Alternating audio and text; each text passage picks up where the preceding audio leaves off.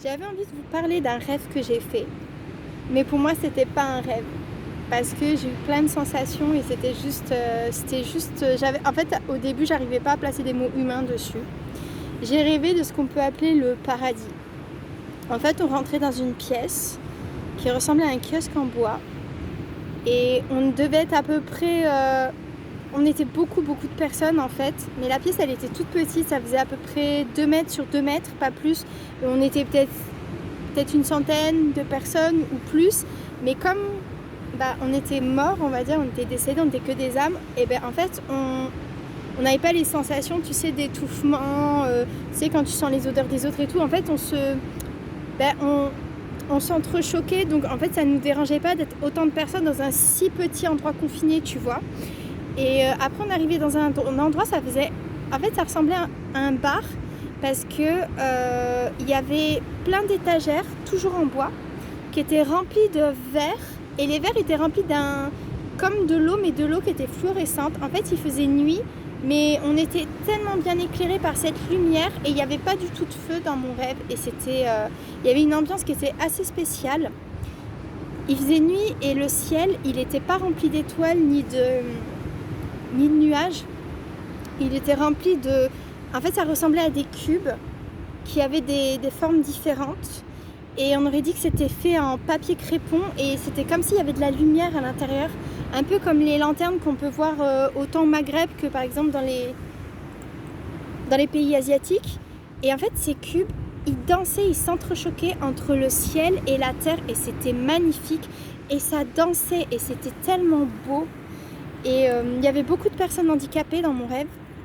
Et c'était des handicaps que moi j'avais jamais vus, et tellement que je me suis dit peut-être que c'est des gens qui ont peut-être honte de leur aspect physique et qui se montrent pas. Enfin, moi j'avais jamais vu ça en fait. C'était des grosses difformités au niveau du visage.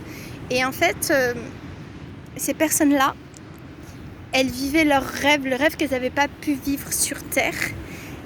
Et là, a priori, leur rêve c'était d'être professeur. Et en fait, elles enseignaient, elles faisaient comme un jeu, tu vois, comme quand on était gamin et qu'on jouait à la maîtresse. Il y avait beaucoup de femmes dans mon rêve. En fait, elles faisaient semblant d'enseigner, ou elles enseignaient en vrai à des enfants, tu vois, elles donnaient des cours et tout. Et genre, elles vivaient leur rêve qu'elles n'avaient pas pu vivre sur Terre. Et moi aussi, dans mon rêve, je vivais mon rêve, mais je veux pas dire ce que c'est. J'étais avec des gens que j'aimais profondément et on était tous ensemble. Et j'étais hyper émue d'être avec eux. Et il y avait une ambiance, surtout c'est ça qui est important. C'est là où je vous dis je pouvais pas placer de mots humains le jour où j'ai rêvé ça. C'est qu'en fait, toutes les émotions qu'il y a sur la Terre, elles n'existent pas là-haut. Tu vois, tout ce qui est...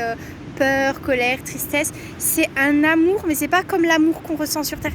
C'était un truc qui remplit tellement que je peux pas, c'est indescriptible et j'aimerais tellement revivre ça. J'aurais voulu ne jamais me réveiller à ce moment-là, tellement j'étais bien.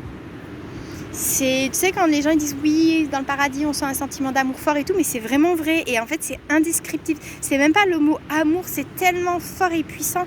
C'est comme si tu te sentais comblé et que en fait tu ressentais jamais de vide. En fait mais genre je saurais pas t'expliquer.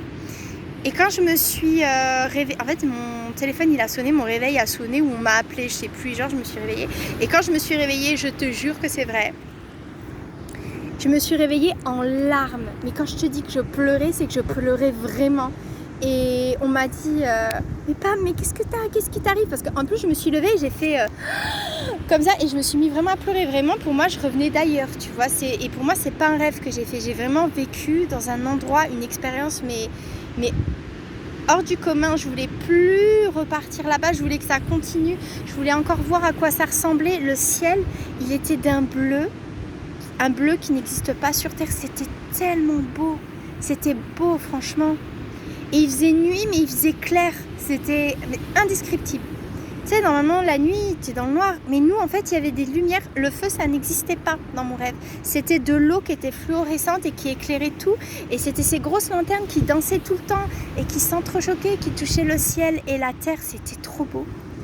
C'est les seuls mots humains que je peux mettre sur ce que j'ai vu en fait. Mais après, vraiment le décrire c'est très difficile en fait. Et j'ai mis bien 1 an à en parler. Et je suis convaincue que ça existe, vraiment. C'était waouh, je te jure, je pleurais. Mais en fait, je pleurais pas de tristesse. Je pleurais tellement j'étais émue de ce que j'avais ressenti. En tout cas, je sais pas si l'enfer existe, mais je suis sûre que le paradis c'est vrai et que ce que j'ai vu c'était pas un rêve, c'était vraiment la réalité en fait.